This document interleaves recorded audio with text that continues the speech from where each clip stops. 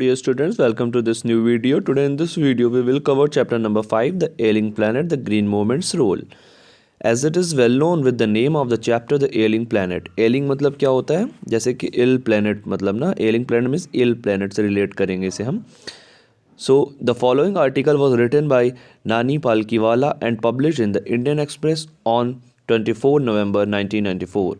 तो जो आर्टिकल लिया गया है, ये आर्टिकल पूरे लेसन में ना एक आर्टिकल होगा आपका, पूरा एक article. I mean it has been extracted from somewhere. Article है जो कि लिखा गया, किसने लिखा है इसको? The name must be remembered by you all, Nani Palkhivala and published. ये पब्लिश हुआ था in the Indian Express. Indian Express में पब्लिश भी हुआ था ऑन 24 नवंबर 1994. कौन सी डेट थी? 24 नवंबर 1994. सो ये पूरा आर्टिकल जो कि नानी पालकीवाला ने लिखा हुआ था 24 नवंबर 1994 को पब्लिश हुआ था इंडियन एक्सप्रेस में. The issues that he raised regarding the declining health of the earth continue to have relevance.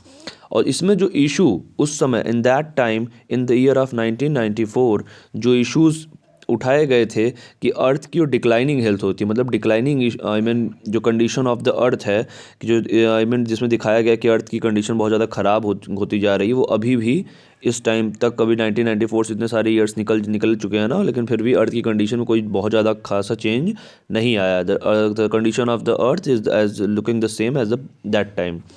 सो वही बताया गया कि यहाँ पर अभी भी इसमें रिलेट कर रही है अर्थ की कंडीशन उस टाइम से. One cannot recall any moment in world history which has gripped the imagination of the entire human race so completely and so rapidly as the Green Movement, which started nearly 25 years ago. अब यहाँ पे ये बताया गया है कि किसी भी इंसान के लिए इतना आसान नहीं होता कि मतलब कि वर्ल्ड हिस्ट्री में जा कर के किसी भी मोमेंट को या फिर इतना इमेजिन कर पाए किसी भी कि ऐसे किसी मोमेंट के बारे में जो कि पूरे ह्यूमन रेस को, पूरे मानव जात को, मतलब जो मानव इतिहास है उसकी पूरी कंडीशन को बदल के रख दे, जो इंटायर ह्यूमैनिटी का ध्यान अपनी तरफ के खींच ले, अट्रैक्ट कर ले. और उस मोमेंट का नाम क्या था? ग्रीन मोमेंट, जो कि अभी तक शुरू नहीं हुआ था, बस शुरू होने वाला है, विच स्टार्टेड नियरली 25 ईयर्स एगो. तो ऐसा मोमेंट पूरे मानव इतिहास में मतलब कभी हुआ नहीं था जो कि पूरे ह्यूमन बींग्स का ध्यान अपनी तरफ खींच ले, अट्रैक्ट कर ले, जिसका नाम था green moment. That has been started before 25 years एगो. 25 ईयर्स एगो स्टार्ट हुआ था इन 1972. अब यहाँ से जो लाइंस चलेंगी ये पूरा एक्सट्रैक्ट है एक आपका, मतलब इंडियन एक्सप्रेस में जो पब्लिश हुआ था वो वाला एक्सट्रैक्ट है. दैट इज़ वाई यहाँ पे 1994 ईयर था जब ये पब्लिश हुआ था आर्टिकल, तो यहाँ पे 1972 का मीन्स है 24-25 ईयर्स पहले की बात हो रही है ना. तो वही इन्होंने बताया कि 1972 means before 25 years ago the world's first nation wide green party was founded in New Zealand. कि जो वर्ल्ड की पहली नेशन वाइड ग्रीन पार्टी थी वो न्यूजीलैंड में बनी थी, फॉर्म हुई थी. The whole lines, the whole words has been extracted from I mean एक आपको आर्टिकल है ना, तो इसमें कोई राइटर या फिर वी कांट से कि राइटर कुछ बोल रहे हैं या फिर पोएट कुछ बोल रहे हैं. It is just article. इसमें सारी थिंग्स जो है वो आर्टिकल पब्लिश हुई चीज़ है, जैसे पेपर में हम लोग पढ़ते नहीं कटिंग, उस टाइप की चीज़ें हैं. तो यहाँ पे क्या लिखा हुआ है कि वर्ल्ड में पहली बार कोई वर्ल्ड वाइड एक पार्टी बनी थी, इस्टेब्लिश हुई थी in which year in 1972. Party was founded in New Zealand, और न्यूजीलैंड वो पार्टी बनी थी. Since then the movement has not look back. और तब से लेकर के अभी तक ये मोमेंट पीछे नहीं देखा है, पीछे मुड़ के नहीं देखा है. Which movement? Green movement. When was it published? When it was published in 1994. When was the party established? In the year of 1972. What was in which country? In New Zealand. Clear? So we have shifted one hopes irrevocably from the mechanistic view to a holistic and ecological view of the world. So we have shifted one hopes irrevocably. Irrevocably मतलब unchanged, मतलब जो कि change नहीं हो. तो ऐसी कोई hope हमारे पास में, हम ऐसी होप में शिफ्ट हो चुके हैं. वी हैव शिफ्टेड, हम ऐसी होप में शिफ्ट हो चुके हैं जो कि चेंज नहीं हो रही है. फ्रॉम द मैकेनिस्टिक व्यू, कि मैकेनिस्टिक व्यू से हम एक होलिस्टिक एंड इकोलॉजिकल व्यू की तरफ वर्ल्ड के शिफ्ट हो चुके हैं.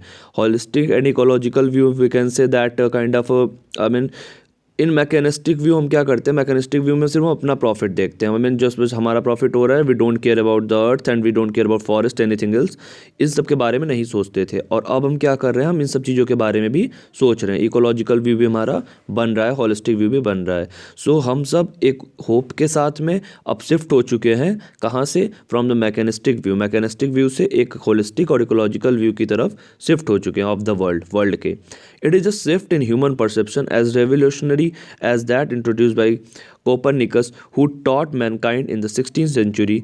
कोपरनिकस नाम के एक कोई पर्सन थे, साइंटिस्ट थे, उन्होंने एक थियरी दी हुई थी ना, कि उन्होंने बताया था कि जो जैसे हम लोग 16th सेंचुरी तक जानते थे कि अर्थ हमारा एकदम प्लेनेट सारे प्लैनेट्स के बीच में रहता है। देन कोपरनिकस ने कहा नहीं, ऐसा कुछ नहीं है, हम सब भी सन के राउंड में मूव करते रहते हैं। तो उन्होंने कोई थियरी से रिलेटेड प्रोवाइड की हुई थी in the 16th century, that the earth and the other planets revolve around the sun, कि जो ऐसा नहीं है, सन के राउंड हम सब भी, अर्थ भी हमारा अपना प्लैनेट बन के उसके चारों तरफ में राउंड करता रहता है। For the time in human history there is growing worldwide consciousness that the earth self is a living organism. और ऐसा पहली बार हुआ पूरे ह्यूमन हिस्ट्री में, दैट एक परसेप्शन बना, एक आइडिया बनी ह्यूमन बीइंग्स की, there is a growing worldwide consciousness, एक जागरूकता बनी कि that the earth itself is a living organism, कि हमारा जो पृथ्वी है ना, ये भी एक लिविंग ऑर्गेनिज्म की तरह काम करती है। इससे भी एक मतलब इसमें ऐसा रिलेट करने लगे कि लिविंग है, and innumerous being of which we are parts, जिसके हम सब एक पार्ट हैं। It has its own metabolic needs and vital processes which needs to be respected and preserved. कि जैसे हम सब की कुछ साइंस में आप लोगों ने पढ़ा होगा, मेटाबॉलिक रिएक्शंस होते हैं, पार्ट्स होते हैं, तो वो सब अर्थ के भी आई मीन कि अर्थ के अपने भी मेटाबॉलिक प्रोसेस होते हैं, उनके वाइटल प्रोसेस भी होते हैं, और जिसकी हमें रिस्पेक्ट करना चाहिए और जिसको बचा के रखना चाहिए। कि तो पहली बार क्या रिलेट हुआ कि अर्थ जो है ना, हम सब ने अपना व्यू चेंज किया, मैकेनिस्टिक व्यू से हम कहाँ जा रहे हैं, होलिस्टिक एंड इकोलॉजिकल व्यू की तरफ जा रहे हैं। और फर्स्ट टाइम ह्यूमन ने ये फील किया कि नहीं, अर्थ भी क्या है, ये लिविंग ऑर्गेनिज्म है, और जैसे ह्यूमन के अंदर मेटाबॉलिक रिएक्शंस होते हैं ना, वो सब अर्थ के पास भी है, और इसकी हमें रिस्पेक्ट करना चाहिए, इसे प्रिजर्व करके रखना चाहिए। इन द नेक्स्ट पैराग्राफ क्या कह रहा है, the earth whittle science reveal a patient in declining health. और अर्थ की जो विटल साइंस है, जो कि मतलब साइंस दिखा रही है, मतलब आई मीन उसके जो रिएक्शन से पता चल रहा है कि ये पेशेंट इन डिक्लाइनिंग हेल्थ है, कि एक टाइप का ये पेशेंट हो चुकी है जो कि डिक्लाइनिंग है, जिसकी हेल्थ गिर रही है दिन पर दिन। We have begun to realise और इथिकल ऑब्लिगेशन, इथिकल मतलब मॉरल कह सकते हैं, मॉरल ड्यूटीज़। तो हम लोग इसको मॉरल ड्यूटी की तरफ अपना समझने लग गए हैं। टू बी गुड स्टीवर्ड्स मतलब रखवाला, कि मतलब जो एक अच्छे रखवाले बन करके ऑफ द प्लेनेट, इस प्लेनेट के, and responsible trustees of the legacy to future generations, कि अब हम अर्थ का ख्याल रखेंगे, अर्थ को संभाल के रखेंगे, आई मीन इसके जो हार्म्स हो रहे हैं वो सब हम लोग स्टॉप करेंगे, एंड इसको हम प्रोटेक्ट करेंगे for what, for giving the better future to our future generation, कि हम इसके रिस्पॉन्सिबल ट्रस्टीज़ बन करके फ्यूचर जनरेशन को एक अच्छा एक ब्यूटीफुल सी अर्थ हम प्रोवाइड करेंगे। The concept of sustainable development was popularised in 1987 by the world commission on environment and development.